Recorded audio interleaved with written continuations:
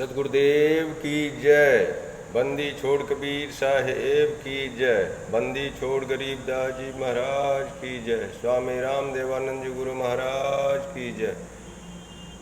बंदी छोड़ सतगुरु रामपाल जी महाराज की जय। सत साहेब। आप तमाम पुण्यात्माएं, श्रोताओं व दर्शकों को मेरा सत साहेब। मैं आप लोगों को षड्यंत्र के तहत उम्र कैद की सज़ा हिसार जेल नंबर 2 में काट रहे निर्दोष जगत गुरु व तत्वदर्शी संत रामपाल जी महाराज के विषय में जानकारी देना चाहता हूँ कि ये संत निर्दोष हैं, जिसका प्रमाण के लिए बिहार राज्य के सीनियर एडवोकेट शशिभूषण दास जी ने एक पुस्तक लिखी है, ज्ञान अमृत एवं षड्यंत्र का विष, जिसमें सतगुरुदेव जी के ऊपर लगाए गए झूठे मुकदमे तथा आरएस समिति के गठन, जो कि गुरुदेव जी के आज्ञा के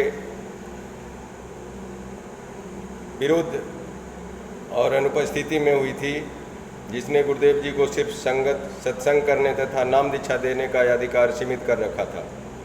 अन्य सारे कार्य आरएस समिति के पदाधिकारी नहीं करेंगे, ऐसा निर्णय लिया था। यह पुस्तक गुरुदेव जी के ऊपर किए गए मुकदमे, गवाहों तथा न्यायिक प्रक्रियाओं की जजमेंट की कॉपी का हिंदी रूपांतरण है, जो 100% सही है। यह पुस्तक मैनेजमेंट के द्वारा संत रामपाल जी महाराज के लिए किए गए सकारात्मक और नकारात्मक पहलुओं को भी दर्शाता है। अतः आप तमाम श्रोताओं व दर्शकों से नम्र निवेदन है, इस पुस्तक को मंगाएं, पढ़ें और निर्णय करें कि दोषी कौन है, संत रामपाल जी महाराज या राष्ट्रीय समाज सेवा समिति या मुनिंदर धर्मान ट्रस्ट या कबीर परमेश्वर भक्ति मुक्ति ट्रस्ट के लोग। कई समितियां बना रखी है। अब तो इसी संशय को दूर करने के लिए इस पुस्तक के अंदर के तथ्यों से आप लोगों को रूबरू करा रहा हूँ। आज का हमारा टॉपिक है करौथा आश्रम पुलिस प्रशासन से कब्जा वापस मिलना।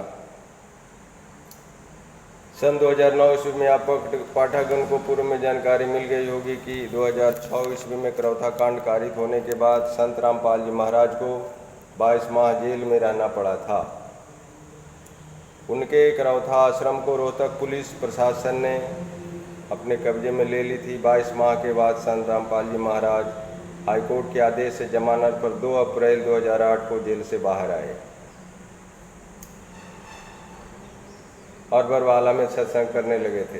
करौथा में स्थित सतलोक आश्रम को अपने ट्रस्ट बंदी छोड़ भक्ति मुक्ति ट्रस्ट के फाउंडर संत रामपाल जी एवं अन्य के द्वारा रोहतक पुलिस प्रशासन के कब्जे में वापस लेने के लिए चंडीगढ़ हाईकोर्ट में वाद दायर किए।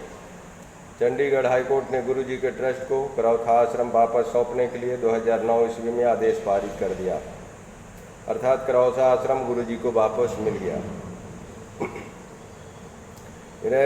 छुड़ानी आश्रम में 2006 ईस्वी की घटना में संत रामपाल जी के विरुद्ध केस दर्ज होना। छुड़ानी आश्रम में 2006 ईस्वी की घटना में संत रामपाल जी के विरुद्ध केस दर्ज होना।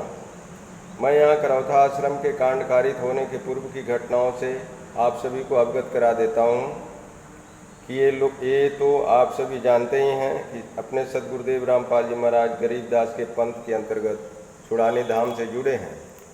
वहाँ से अलग होने के बाद करौथा आश्रम से अपना प्रचार प्रसार कबीर परमात्मा के ज्ञान को करने लगे थे। पहले जो भी आमदनी होती थी गुरुजी छुड़ानी आश्रम को सुपुर्द कर देते थे। अपना अलग आश्रम चलाने के बाद छुड़ानी आश्रम में रुपया पैसा देना बंद कर दिए। आप सभी को यह जानकारी होगी कि संत रामपाल जी महाराज ने आर्य समाजियों व अन्य नकली गुरुओं के अज्ञान को पुण्य आत्माओं के बीच रखने लगे, तो इस आचार्यों एवं गुरुओं में काफ़ी रोष उत्पन्न हो गया था। सन 2004 से आर्य समाजियों एवं संत रामपाल जी महाराज के बीच तनाव की धुआं उठते उठते आग की लपेट में परिवर्तित हो गई और दिनांक 12/7/2006 को करौथा कांड को जन्म दिया। आपको बता दूं कि संत रामपाल जी महाराज हर समय अपने शिष्यों अनुयायियों को शिक्षा देते रहे कि झगड़ा झंझट से दूर रहने चाहिए, किसी के साथ गाली गलौज नहीं करनी चाहिए, या कोई आपको गाली गलौज करता है तो उलट जवाब नहीं देना चाहिए, स्वयं चुप हो जाने चाहिए। अपने मन ये भाव लाने चाहिए कि सामने वाले को ज्ञान नहीं होने के कारण अपना अनमोल जीवन बर्बाद कर रहा है और चुप हो जाने चाहिए। यदि आप उलट के जवाब देने का कार्य करने लगे तो फिर आप अपना ही अनमोल जीवन बर्बाद करने लग जाएंगे।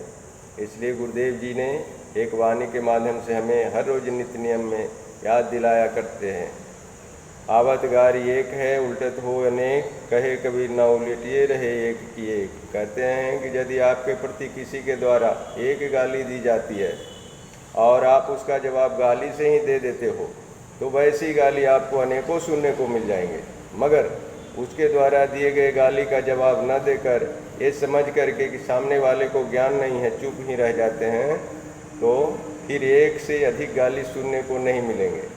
किंतु गुरुजी के इर्द गिर्द रहने वाले और अपने को स्वघोषित प्रबंधन का कार्य करने वाले बड़े बड़े भक्तों ने अपने गुरुजी के द्वारा दिए गए ज्ञानों को अमल में नहीं लाते बल्कि तमोगुण के प्रभाव में ही निवास करते थे।